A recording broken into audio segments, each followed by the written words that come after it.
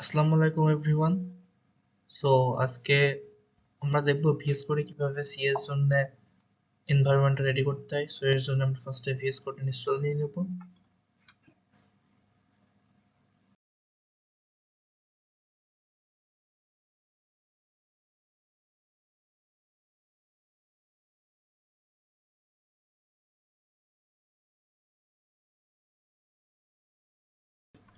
এরপর আমরা TDM GCC কম্পাইলারটা install করে নিব, কারণ আমাদের সি কম্পাইলের জন্য আমাদের একটা কম্পাইলার লাগবে। সো আমরা এই কম্পাইলারটা ইনস্টল করে নিব ডাউনলোড করে।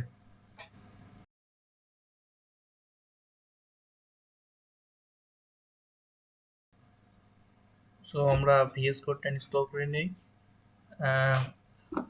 রিকমান্ডেড থাকবে ভিএস কোডের ক্ষেত্রে আমি যেভাবে ইনস্টল করতেছি সেগুলো ফলো করা, কারণ এগুলো পরে কাজে লাগবে।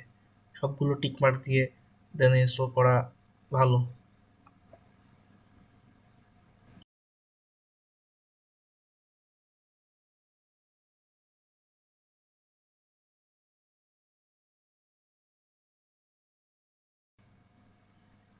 এবার আমরা কম্পাইলারটা ইনস্টল করব। সো এই পাথটা আমরা রাখলে ভালো হয়। পাথটা যদি অটোমেটিক এনভায়রনমেন্ট অ্যাড না হয় সেই ক্ষেত্রে আমরা করব। সো এখানে একটা অপশন আছে অ্যাড টু পাথ, এটা মাস্ট টিকমার্ক করে রাখতে হবে, না হলে আমাদের ম্যানুয়ালি অ্যাড করতে হবে। সো এটা মাস্ট মনে রাখতে হবে, এটা মাস্ট লাগবেই। So then install.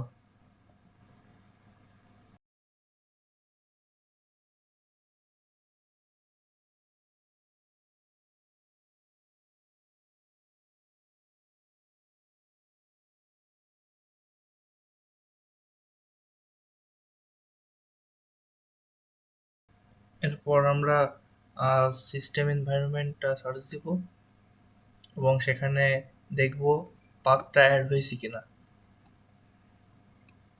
যদি অ্যাড হয় তাহলে তো কোনো সমস্যা, যদি অ্যাড না হয় তাহলে আমাদের ম্যানুয়ালি সেটা করতে হবে এবং সেই প্রসেসটাও আমাদের দেওয়া আছে।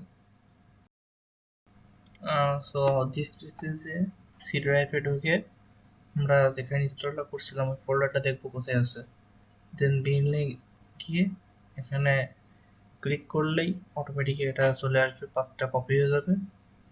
কপি করে নিয়ে ওখানে অ্যাড করতে হবে ম্যানুয়ালি, সিম্পল। এবং করে ওকে ওকে করে সেভ করে দিতে হবে।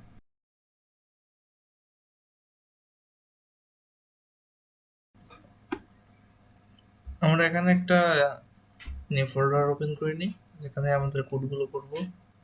সো একটা যে কোনো একটা ফোল্ডারের নাম দিয়ে নিই।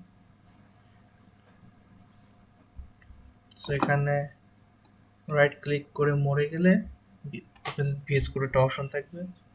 এই কারণেই সবগুলো টিক মার্ক দিতে বলছিলাম। সো সুবিধা হয়। দেন এনভায়রনমেন্ট ট্রাস্ট, এরপর আমরা কিছু এক্সটেনশন ইনস্টল করবো ভিএস কোডে। ফার্স্টে আমরা কোড রানার লিখে সার্চ করব।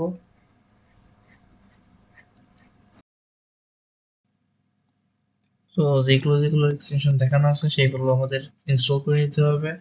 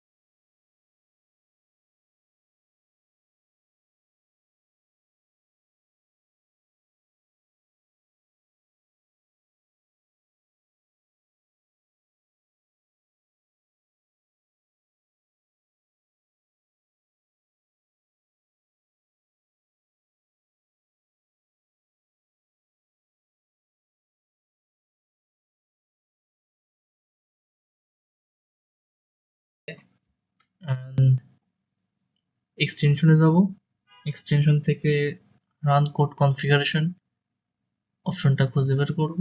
দেন এখানে রান ইন টার্মিনাল অপশনটা খুঁজে বের করতে হবে এখান থেকে। সো সেটা খুঁজে বের করে একটা টিক মার্ক করে দিতে হবে। এই যে একটা টিক মার্ক করে দিতে হবে, দেন এটা ক্লোজ করে দিলে হবে, অটোমেটিক সেভ হয়ে যাবে। সো এখান থেকে দুইভাবে নিউ ফাইল ওপেন করা যায়, নিউ ফাইল, আর এভাবে করা যায় একভাবে। একটা আছে এখান থেকে সরাসরি ডিরেক্ট ওপেন করা যায়, new file dot C extension দিতে হবে। সো বোঝা যাবে এটা কি সি ফাইল।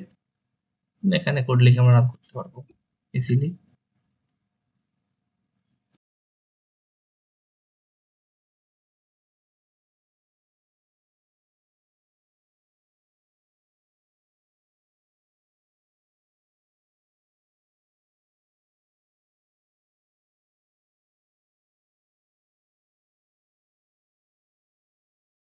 সো এফ8 কি ইউজ করে আমরা ডিরেক্টলি টার্মিনালে পপ করতে পারি, যেভাবে আর কি কোড ব্লকসে রান হয়।